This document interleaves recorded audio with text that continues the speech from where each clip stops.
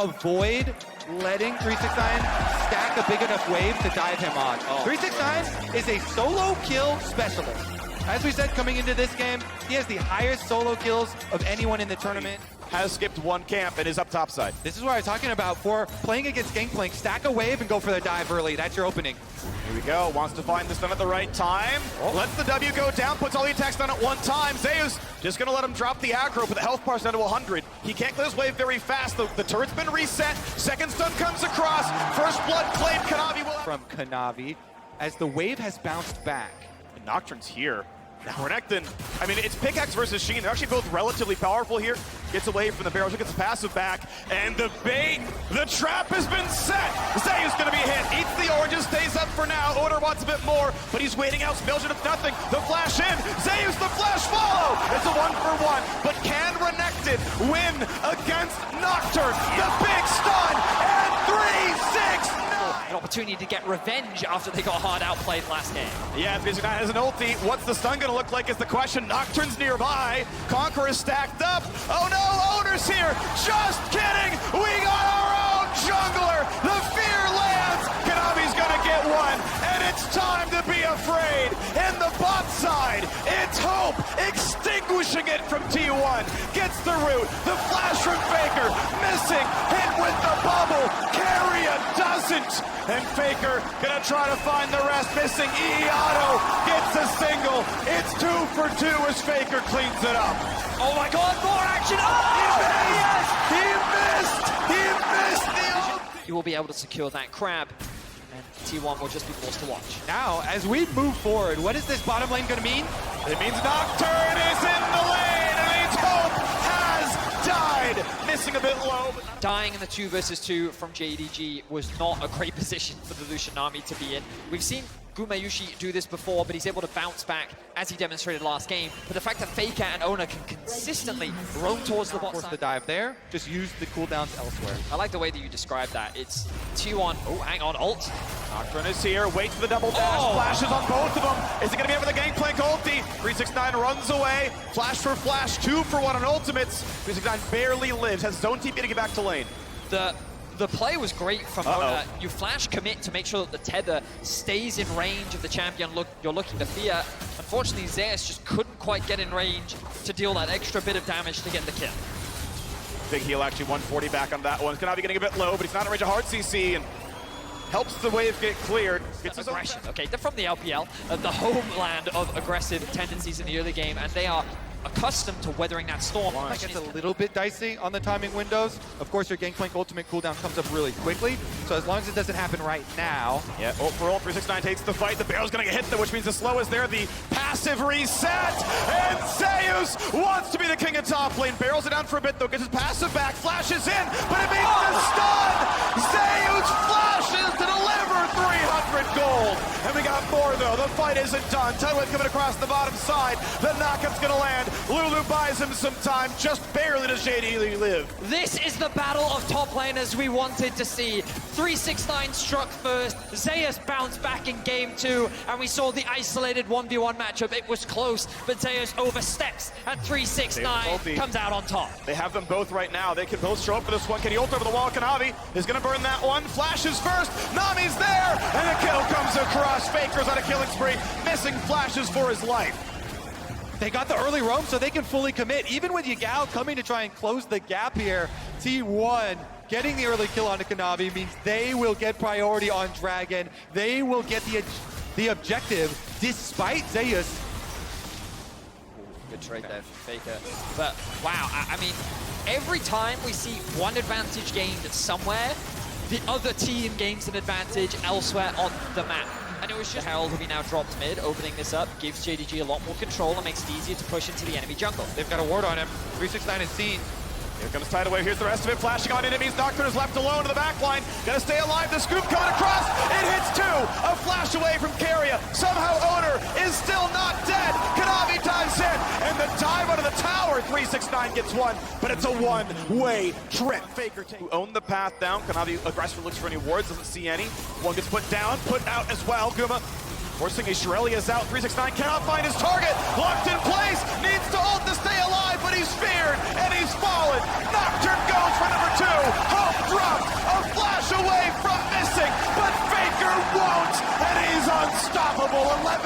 T1. You can't touch Gumayushi. His confidence is insane right in front of 369. Baits him in. Faker's not done. He dodges the stun. Really beautiful stuff right now. Gonna try to stack the Conqueror, try to find the kill. With help from his mid laner, Azonia's buys some time, but they should kill him. The ult's too early. He needs some soldiers back. He finds the army, and 1,000 gold goes to Kanavi. However, Baron is dying. T1 with an incredible team fight in the mid lane are able to usurp the team fighting powers of JDG. 369, the benefactor of all that early game gold, the big beefy frontline is shut down as T1 dance around him, dance around JDG, and secure themselves the first Baron of game 3. I love this play from Gumayushi. He is so confident right now, playing in the face of these melee champions, baiting them in, daring them to try and touch him. Stays just out of arm's length there, and T1, well, can he get away from this though? Yeah, still has cleanse and flash, was not even remotely close to dying. After losing that Baron, this game now becomes a lot harder to win as Gumayushi once again goes in. Chunks hope to have tidal wave, builds a lot of time. Getting away from the fear, but Nocturne dives for more. Owner's gonna get one and stay alive. Gumayushi is at one hit.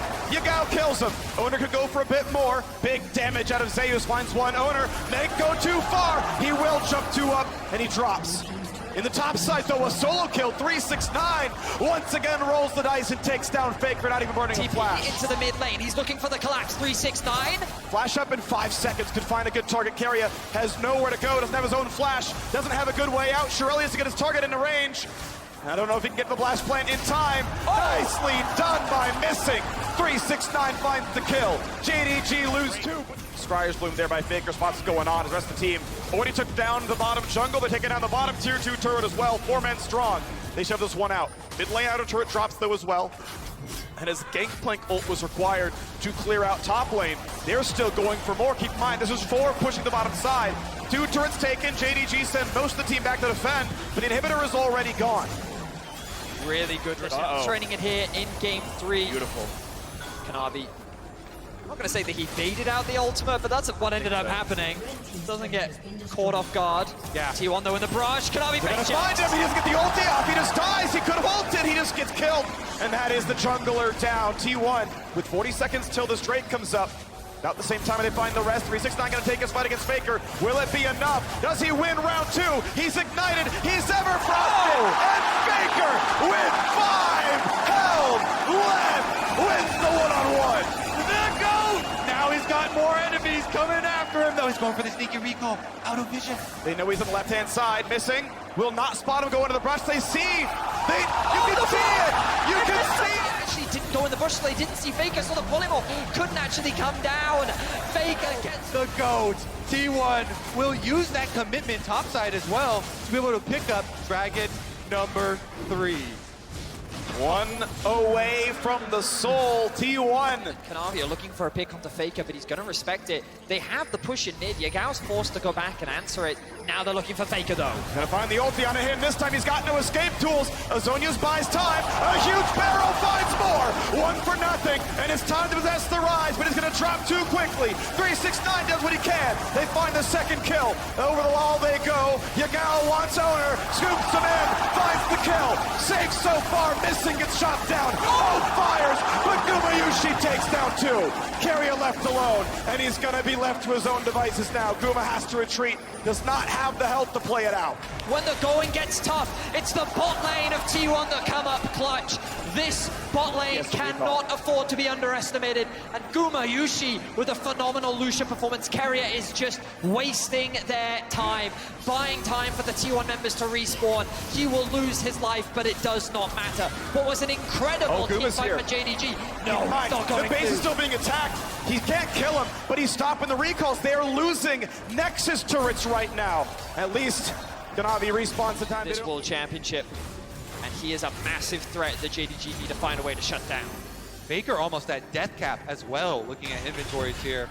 Could have a big, big power spike, and with inhibitor on bottom side, respawning fairly soon, they can still revert to split pushing with their global advantage. The Baron is going to be started off by T1. Once again, JDG must answer the call. They must walk into... Doing without Guma. They're letting him show on the waves that they don't know it's dying so quickly, but Baron's gonna drop here. Looking for the stun, not gonna find it. Nocturne turns off the lights, and that's Baron claimed. Near the kill, it's an ult to safety for Kanavi. Cannot be in this fight. Oh, he's gonna die. He's gonna get shut down. The roam warp back into the jungle takes down the JDG jungler. They're not done yet. Faker flashes in. Gets the root, gets a bunch of damage. They turn back, he burns a stopwatch, and that's gonna be his Oh! save. The barrel hits too. 369 does what he can, but he's got no team. Burns the stopwatch, immunes the fear, but it's not gonna matter. There's the ace. Zeus, it's a million gigantic barrels. Faker makes the shot call, gets him in and out of the pit, and T1 are going for the base. T1 will wipe JDG off the map. What an incredible team fight led by Gumayushi. The man has come up clutch once again. He shuts down the core carry of JDG, and they will shut down JDG in game 2. Gumayushi may have died, but he kills a hell of a lot more. The Nexus turrets fall. Kanavi's left alone to watch. Once again, his kingdom fall to ruin.